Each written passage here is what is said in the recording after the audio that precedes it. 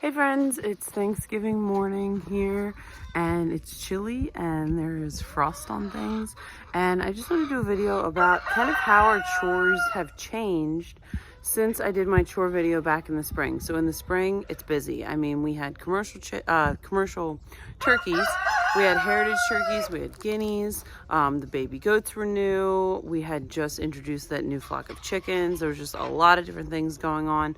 Obviously the garden was sort of just coming up, so that chore was involved. Fall chores give us a little bit of a break. So I still have my laying flock, obviously, and they know I'm here and they're asking for food. We have our heritage turkeys down in the hoop house, which I have a video on the hoop house. The baby goats, well, babies, they were born in May. They have now weaned off of mom. So I only really just have to check on their hay. Give them hay a couple times a week. And Zad and Jeremy, so Jeremy and Missy are friends from Homesteading Roots. They were over last week. They helped us get some winterization type stuff done.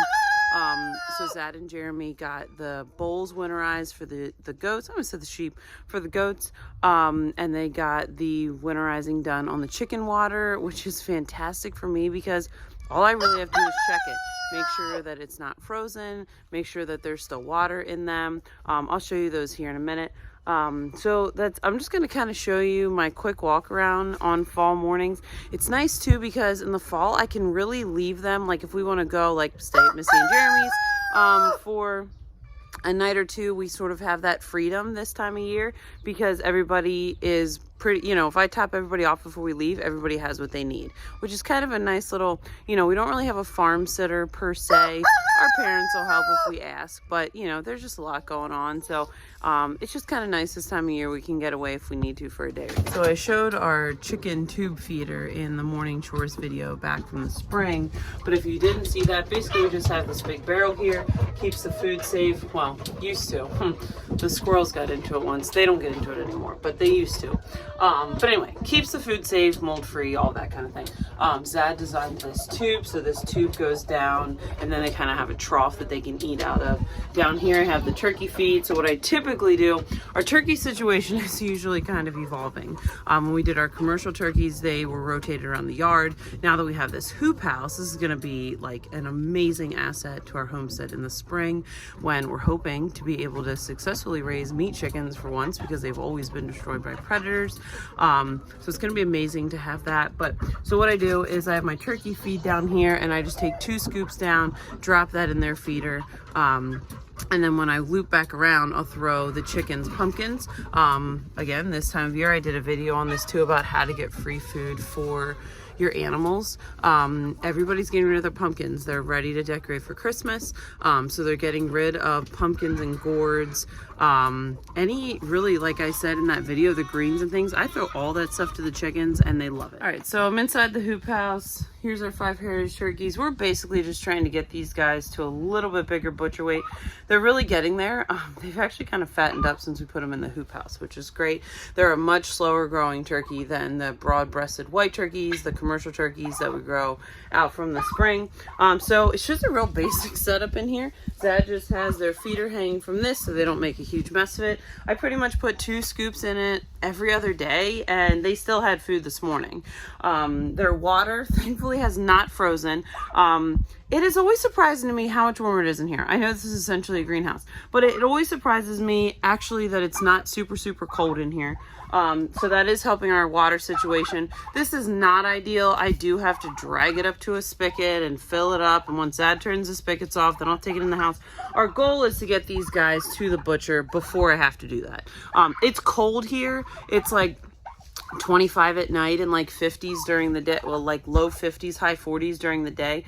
So I'm getting a little bit of I don't know, maybe an extended kind of season on this water because it's not been like in the freezing temps during the day.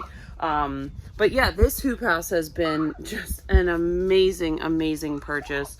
It is perfect for what they need. We do need to rotate it. I talked about this in the turkey video, in the hoop house video. We do need to rotate this today, but if, man, you're in the market for something like this and you need something to rotate birds on, something like this is fantastic. All right, so like I said, the garden doesn't really need anything right now. I should have gotten it all completely closed up by now, but I haven't. So Misty and Jeremy are coming over next week. They help us with projects, we help them with projects. It's fantastic. So I did get everything kind of taken down. I talked about that a little bit in my garlic video, how to plant garlic, and just kind of closing up the garden. So the chickens have eaten through what they wanted. I pulled everything out. I got the panels out. We just need to top off with compost and then kind of just get it covered. But there's really not much to do in the garden this time of year. So that is one chore off the list. So some of those bigger pumpkins, or even the smaller ones, they don't always break first time you throw them in. So a chore that is added on this time of year, you know, instead of during the spring and summer, usually the scraps that the chickens get thrown are leftovers from canning or whatever. And they still get our kitchen scraps now, but it's usually just like those small little counter trash can, you know, every day or whatever. But so a chore that's added on in the fall is that I have to go in and break up pumpkins. So if you saw my short, Zad had made a guillotine of sorts, kind of like a chopper for me for small pumpkins, which is awesome. The bigger pumpkins, I usually just take the splitter. What is this thing actually called? This flat thing. I just take it in and break the pumpkins up for the chickens, because if they sit there whole, they might peck at them, but they really prefer them split up. So that is a chore that is added on in the fall that I don't normally have in the spring or summer. All right, so I got all the pumpkins broken up. They're starting to wander down here and eat these. I gave them some extras because why not? I have plenty to go around. So they'll pick at these all day, and I don't know, it's just fun to see all this like recycled, no waste business happening in the chicken coop. It feeds my soul. So of course not as many eggs this time of year. I might be getting 6 or 8 a day, which is pretty much just enough for us. If they stop completely, you know, obviously we have water glassed eggs on hand and then freeze dried if those run out. I've had lots of customers reaching out about getting eggs, and I don't have any to share right now. Unfortunately, I was bringing in 6 or 7 dozen a day, which was fantastic, but not this time of year. So a thankful chore I have in the fall is the longer we get eggs is awesome. All right, so I only got 5 sad, lonely eggs out of the chicken coop. There is usually a pile in the goat barn. There's our little goat friends, Twilight and Cosmo and Venus. And they're still super cute, even though they're like 6 months old. So we're gonna go down, we're just gonna check on the goats, see if they need hay, check their water, see how many eggs are in here. And then we're done. I mean, it's just a much more abbreviated list than in the spring. The place that we get our grain has non-GMO, no soy, no corn, no crap food. It was like $1 or $2 more a bag than what we were getting that had all that crap in it from the other grain mill. And they were running a special, like buy 40 bags and you got a deal or whatever, which I was already getting more than that anyway, because I wanted to try to stock up through winter, because who knows what's happening. So I was happy to take their discount. I'm happy to see my grain shed filled. Something I think most homesteaders probably struggle with in the winter is, you know, you're not getting eggs, but you're still feeding your chickens. And, you know, like right now, our goat she's going to be in heat here probably in the next week. We're going to go get her bred. I know that you can milk your goat like through, you know, through pregnancy or whatever, but her previous owner said, you know, she's always done better if she wasn't milked during pregnancy, so that her body could put all that energy into the pregnancy, which is fine. I'm happy to do that. But again, like, and they don't eat that much. I mean, we don't feed them grain. They only eat their hay. But again, you have all these things you have to do to maintain these animals throughout the winter, and you're not getting a whole lot back in return. It's just kind of part of the deal. But then spring comes, and then, you know, we have new babies, and then eventually we can milk her, and we'll be getting 1 million eggs again, and we'll have turkeys to raise to put in the freezer, and it's just all worth it.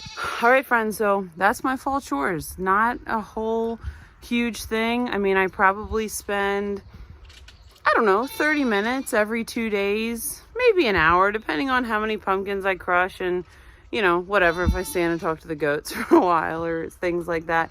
But fall definitely does give us just a little bit of a reprieve, and it's beautiful. I mean, the sunrise in the fall is just so beautiful. So anyway, I hope this was helpful. If you have questions about any of our setups, let me know. Have a great day.